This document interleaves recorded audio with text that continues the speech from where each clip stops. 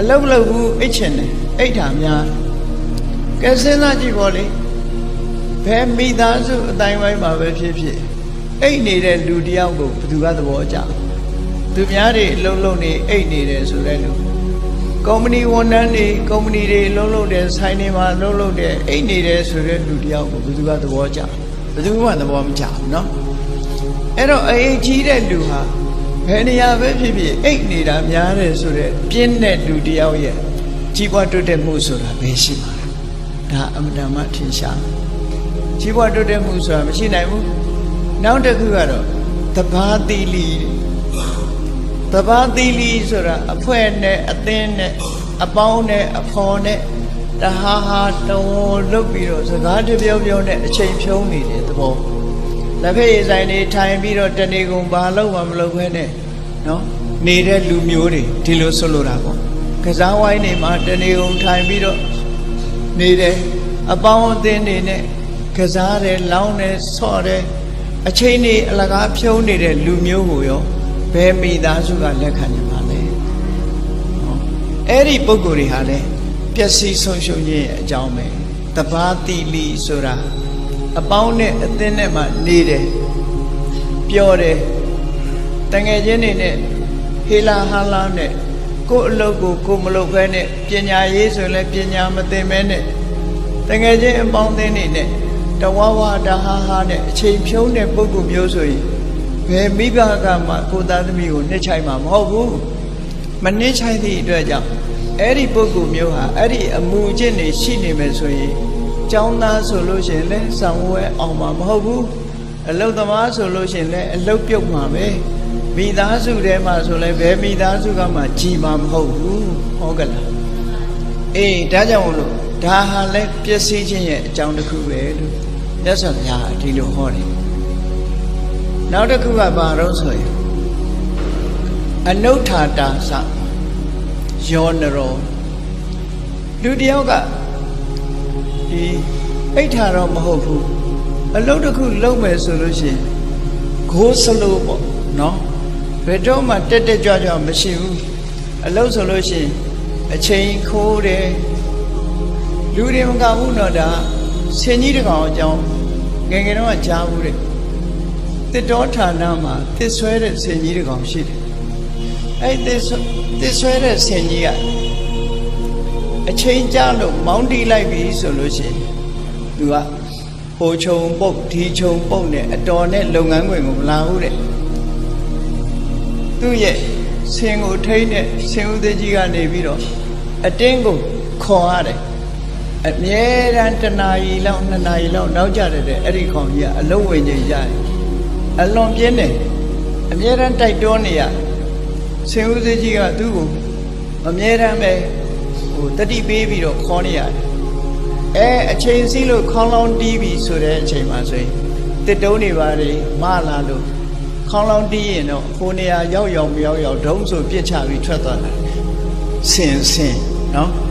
တစ်တော်ဌာနမှာအဲ့ဒီဆင်တကောင်ရှိခဲ့ဘူးပေါ့အဲ့ဒီဟာမျိုးလို့ပေါ့အနုဋ္ဌာတာဘယ်တော့မှ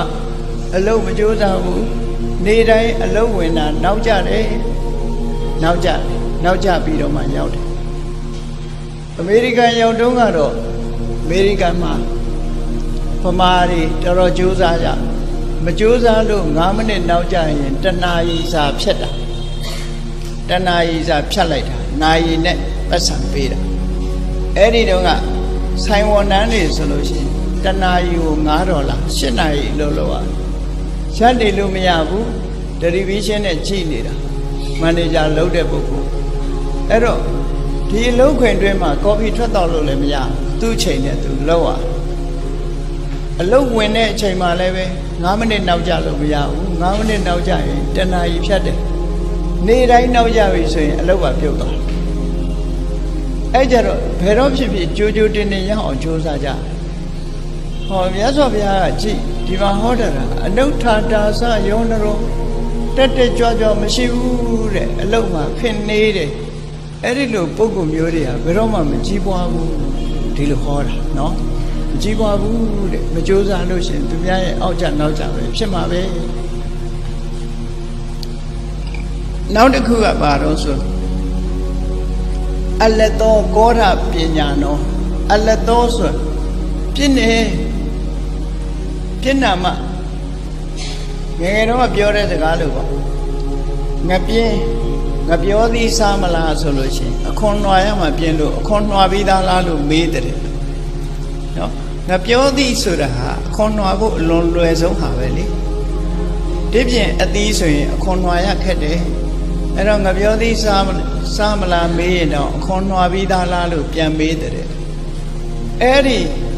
ကဘာမှာစံချိန်ချိုးလောက်အောင်ပြင်းတဲ့လူမျိုးကလည်းရာဇကုံမဆိုတဲ့လူပြင်းတယောက်ရှိတယ်စံချိန်ချိုးတယ်နော်တနေရာလေးကိုသူကတရွေ့ကလေးလောက်ပဲသွားတယ်ပေါ့1000 2000ရွှေ့ုံလေးရွှေ့အဲ့ဒါလောက်ပြင်းတဲ့အကောင်တောထဲရောက်နေလို့တောမီလောင်ရင်မင်းဘယ်လိုလုပ်မလို့ဆိုဒါလောက်ပြင်းပြီးတော့မင်းသွားရမှာပြင်းတဲ့လူတယောက်တောမီလောင်ရင်မင်းဘယ်လိုလုပ်မလို့ဆိုတော့တောမီလောင်လို့ရှိရင်လည်းသူကန်တဲ့သူဟာတဲ့လောင်တဲ့အချိန်မှာခြိုက်ကလေးတွေ့ရင်သူအဲ့ဒီထဲပဲလှိမ့်ချလိုက်မှာလို့ပြောတယ်ထပြေးမယ်လို့တော့မပြောဘူးเนาะအဲ့ဒီငပြင်းကတော့စံချိန်ချိုးတဲ့ငပြင်းပဲလောကမှာအဲ့ဒီလိုပြင်းတဲ့လူလည်းမရှိဘူးလို့မအောင်မေးလေနဲ့ပြင်းတယ်နောက်တစ်ခုကဘာလို့ဆိုကောဋပညာနောတဲ့အရာရာမှာထိခနဲ့ရှိဆိုဒေါသစိတ်ဆိုးတတ်တဲ့ပုဂ္ဂိုလ်ဘာနဲ့ဥပမာတူလို့ဆိုအရုကုပမာအရုကဆိုတာလူရဲ့ဒီပြည်တဆိုနဲ့လူတွေရဲ့ခန္ဓာကိုယ်မှာပေါက်တတ်တဲ့အနာတော်နဲ့လည်းမပြောင်းနိုင်ဘူးထိလိုက်ရင်သွေးထွက်လာပြည်လေးတဆိုနဲ့အဲ့ဒီလိုထိလိုက်ရင်သွေးလေးထွက်လာလိုက်ထိရင်သွေးလေးထွက်လာလိုက်တယ်အတော်နဲ့မပြောင်းနိုင်တဲ့အနစိမ့်လို့လိုဟာမျိုးလိုပဲတဲ့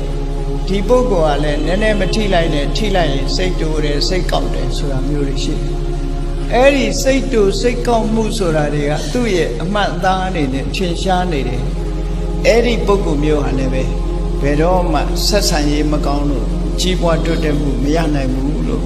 ဆိုပြီးတော့ဒီကထာမှာတော့မြတ်စွာဘုရားကဆုပ်ယုပ်ပျက်စီးခြင်းအကြောင်းကို၅မျိုးဟောထားတယ်